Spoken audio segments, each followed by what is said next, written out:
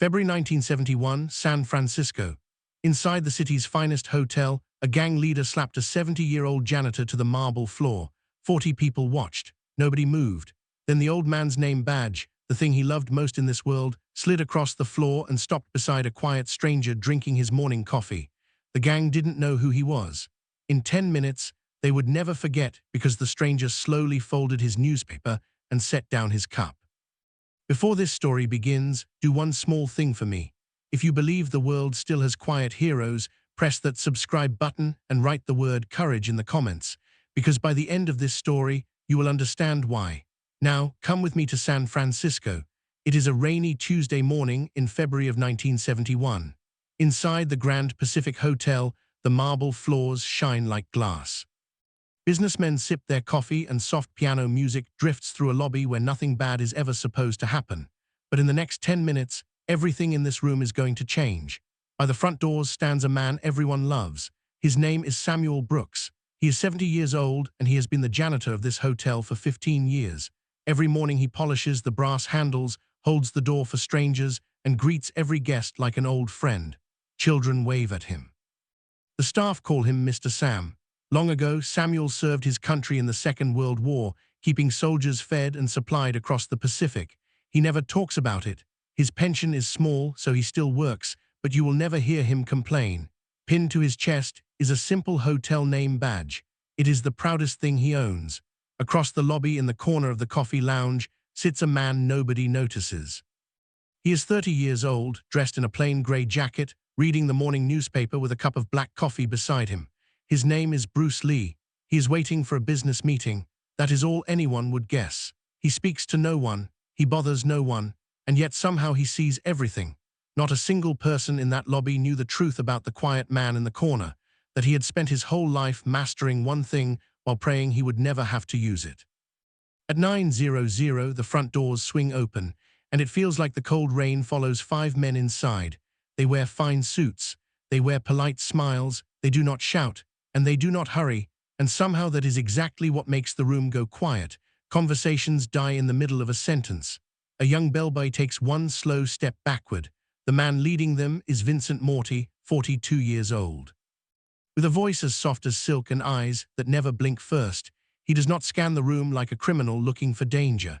He walks in like a man returning to something he owns, pausing to straighten a crooked painting on the wall and quietly telling the trembling doorman he looks tired, that he should rest more.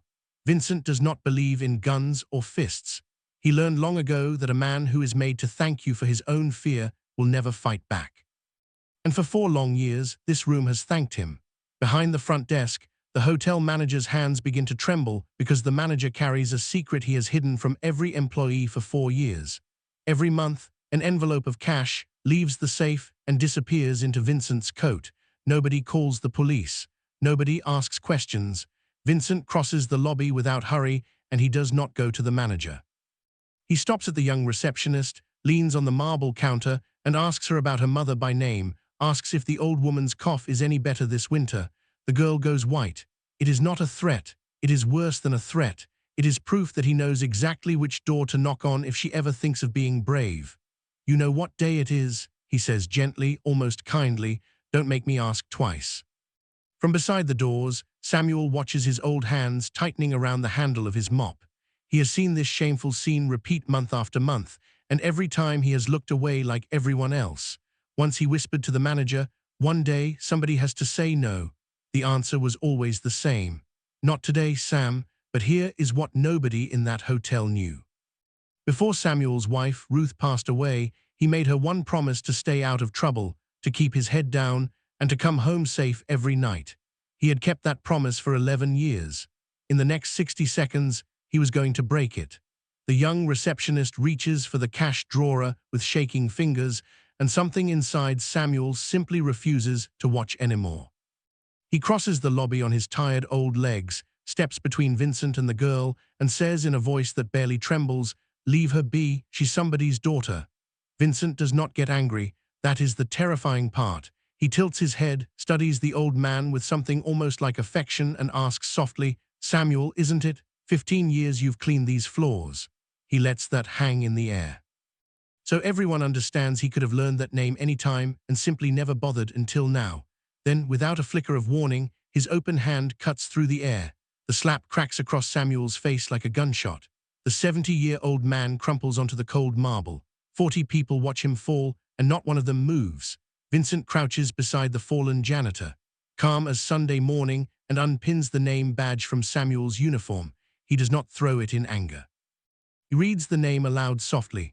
Samuel Brooks, the way you might read a child's drawing before setting it aside. Then he holds it up so the whole silent lobby can see and lets it drop from his fingers.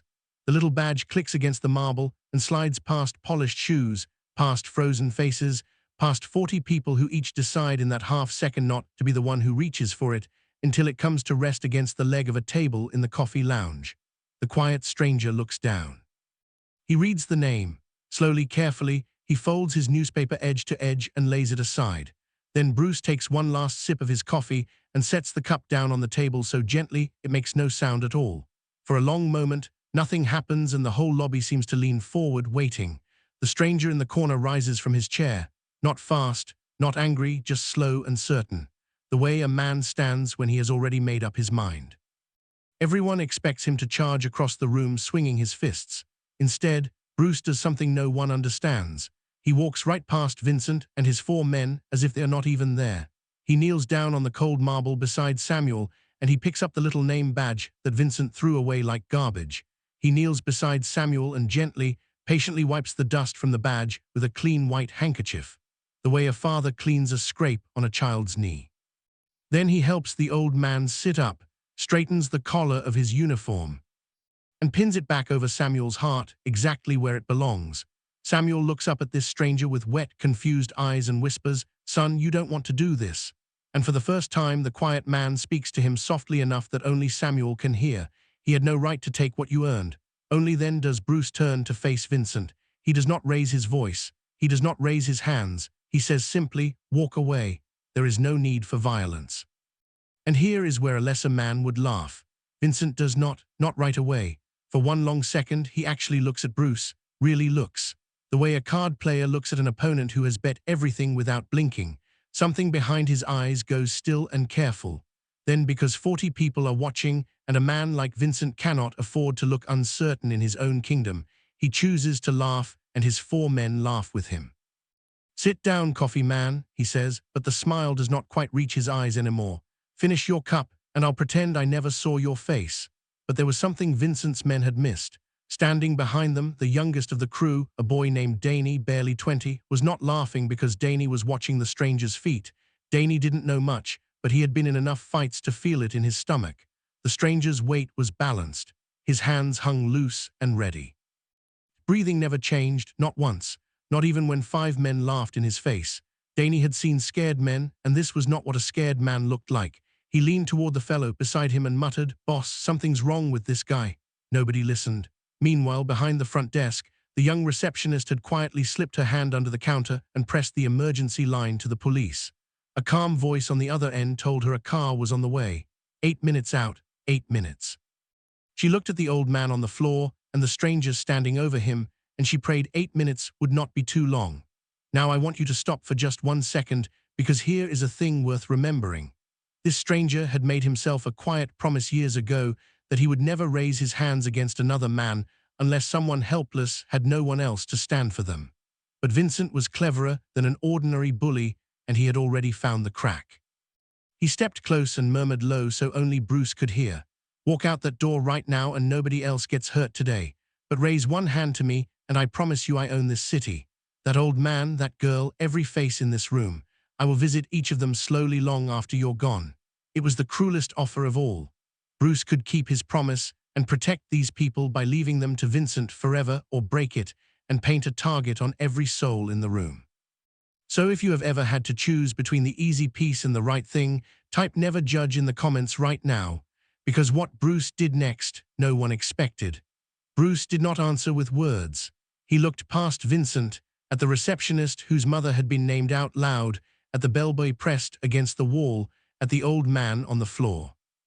Then he crouched, unhurried, picked up his coffee cup from the table, and set it down again on the marble counter directly in front of the young receptionist, sliding it toward her, the way you leave something safe with someone you trust to hold it. He never took his eyes off Vincent while he did it. Then he said quietly words the whole lobby would remember for the rest of their lives. "Please hold my coffee. I will be right back." The insult of it, the calm of it was more than Vincent could stand. His silk-soft voice cracked into something colder. "You'll regret that," he said. He took one slow step back, and with the smallest tilt of his head, he gave the order to the biggest man in the room, a mountain of muscle who cracked his knuckles and grinned. The big man came forward like a falling wall, fast for his size, his heavy fist already swinging toward the stranger's head. The crowd gasped. Samuel reached out a trembling hand from the floor, too far away to help. The police were still 6 minutes out, and every soul in that lobby braced for the quiet stranger to be crushed where he stood. But here is the thing that not one of those 40 people was ready to see. The thing they would still be talking about 23 years later. The first punch came fast, and it came hard, but Bruce Lee was already gone. The big man's fist smashed into the marble column behind where Bruce's head had been a half-second earlier, and the crack of knuckle on stone echoed through the whole lobby. Bruce had simply stepped aside. One small movement, no wasted motion, and while the giant was still shaking the pain out of his ruined hand, Bruce drove a short, sharp strike into the side of his knee. The big man dropped like a sack of flour, all his size suddenly useless, groaning on the floor beside the very column he had punched. It was over in 3 seconds, and in those 3 seconds, every person in that room understood that the quiet coffee drinker was something none of them had imagined. There was no shouting from Bruce, no showing off. He didn't strike a pose or say a clever line. He simply turned to face the next man, calm as ever, waiting. And that stillness was more frightening than any scream. 2 of Vincent's men rushed him at once, one high and one low. Thinking numbers would win, Bruce used the space between the coffee tables like a chessboard. He stepped back, let them crowd each other in the narrow gap, and suddenly the 2 attackers were in each other's way, tripping over their own feet. He guided one of them almost gently, straight into the edge of a heavy oak table. The man folded over it and slid to the floor. One left standing beside Vincent now, and that one was Danny. But Bruce was not untouchable, and this is the part that mattered most. As he turned, the third man he thought was down came back swinging, and near the luggage cart the young Belby had frozen in terror, directly in the path of that wild fist. Bruce could have let it happen. Instead, he threw himself sideways and took the blow across his own ribs to shove the boy out of the way. The crowd heard the dull, ugly sound of it. Bruce staggered, one hand pressed to his side, his breath catching for the first time. He was not a superhero. He bled like any man, but he had put himself between danger and a frightened kid without a moment's thought, and somehow that made him look stronger, not weaker. He straightened up slowly, jaw tight, and finished the third man with 2 clean, efficient movements, a block and a strike to the jaw that switched the lights off behind the man's eyes. Now the lobby was very quiet. 4 of Vincent's 5 men were on the floor, moaning or still. Only Danny remained, the youngest, standing frozen with his fists half raised and his whole body shaking. Vincent's soft, silky voice had lost its music. "Danny," he snapped, and for the first time there was fear hiding inside his anger. "Danny, what are you waiting for? Take him now." And here is where the whole story turns on a single boy. Danny looked at the stranger, bleeding and steady and unafraid. Then he looked down at the old janitor still sitting on the cold marble, one hand over his badge, an old man who reminded Danny of his own grandfather back home, a man who had worked his whole life and never asked anyone for anything. Something broke open in Danny's chest in that moment. Slowly, he lowered his fists. He shook his head, and in a voice barely above a whisper, he said, "No, not him. I won't." Vincent stared at the boy as if he had been slapped. And for the first time in 4 years, the man who ruled that hotel by fear had given an order and been told no. In the distance, faint but growing, came the wail of police sirens cutting through the rain. Vincent heard them. He looked around his kingdom, his men broken on the marble, his youngest turning his back, 40 witnesses who were no longer looking away but staring straight at him. His empire had always been built on one thing and one thing only: the belief that no one would ever stand up. And in the space of 10 minutes in a lobby full of ordinary people, that belief had cracked like ice in spring. His soft voice was gone completely. Now what was left was a cornered man, and cornered men are the most dangerous of all. Vincent's eyes moved past Bruce, past Danny, and landed on the one person in the room who had started all of this. The old janitor on the floor, Samuel Brooks, the man who dared to say, "Leave her be." Vincent's face twisted into something cold and final, and he began to walk toward the old man, slow and deliberate, ignoring the stranger entirely, as if Samuel's punishment was the one thing he still had the power to take. The sirens were close now, only a minute away, but a minute is a lifetime. Vincent looked down at Samuel one last time. Then quietly, he reached inside his coat. Vincent's hand slid into his coat, and the whole lobby seemed to stop breathing at once. Bruce was 3 steps away, too far, and hurting from the blow to his ribs. But it was not Bruce who moved first. It was Samuel. The old janitor, 70 years old, with a bruise already blooming on his cheek, planted one trembling hand on the cold marble and pushed himself up onto his feet. He did not run. He did not beg. He simply stepped forward and stood beside the stranger, straightened his back, the way an old soldier remembers how, and looked Vincent square in the eyes. "You can hit me again," Samuel said quietly, "but I'm done being afraid of you." And then came the moment no one in that room would ever be able to fully explain. The moment the owner would still be describing 23 years later. Vincent's hand was in his coat. Samuel was on his feet beside the stranger. And into that terrible silence, the old janitor did the one thing Vincent had no answer for. He bent down slow and shaking and picked up Vincent's own hat, which had fallen in the struggle. He held it out to the man who had struck him. "You dropped this," Samuel said quietly, not with hatred, with something worse for a tyrant to face, with dignity, and one by one that dignity spread. The bellboy stepped out from behind the cart. The receptionist came around the desk. A businessman rose. Then a tourist, then another. 40 people who had spent years looking away got to their feet, not to fight, not to raise a single fist, but simply to stand. A quiet wall of ordinary human beings who had all at last decided the same thing. Fear stops here. Vincent looked at them, and his hand, still hidden inside his coat, slowly went still. It was not the broken men on the floor that beat him. It was not the sirens. It was the old janitor holding out his hat with those steady, forgiving eyes, and 40 people standing behind him who would not sit back down.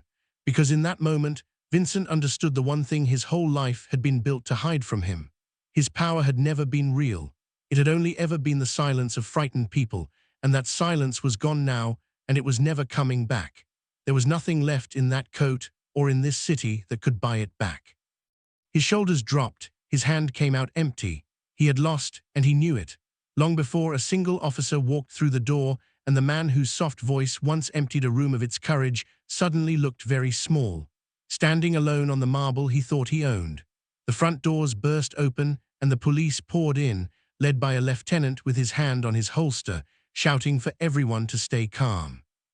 For 4 long years, whenever the police had come near this hotel, they had been met with shrugs and empty stares and people who suddenly remembered nothing. But not today.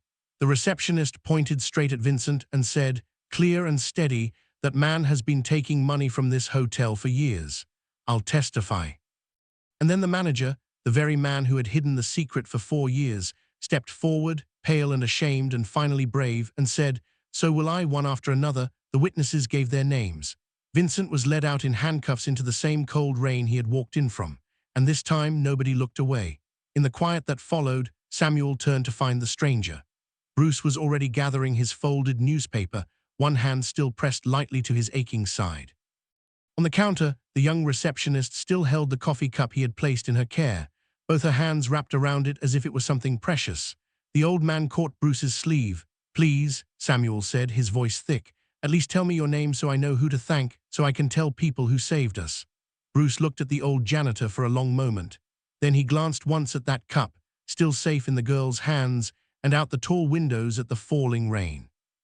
He gave Samuel's shoulder one small squeeze, bowed his head slightly in respect, and said softly, "You are the one who stood up first."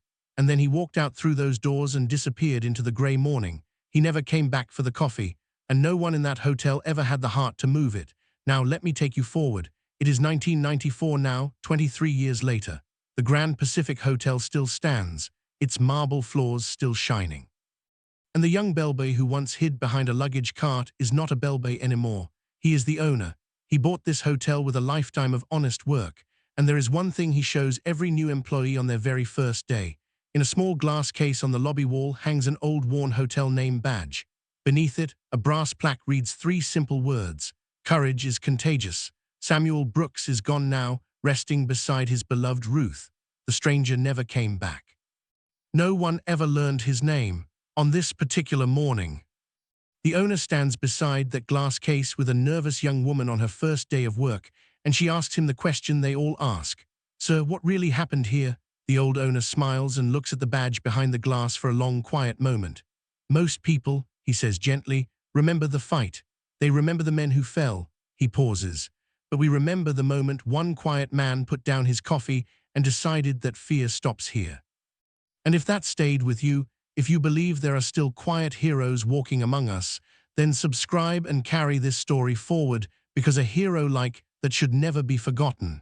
Fade to black.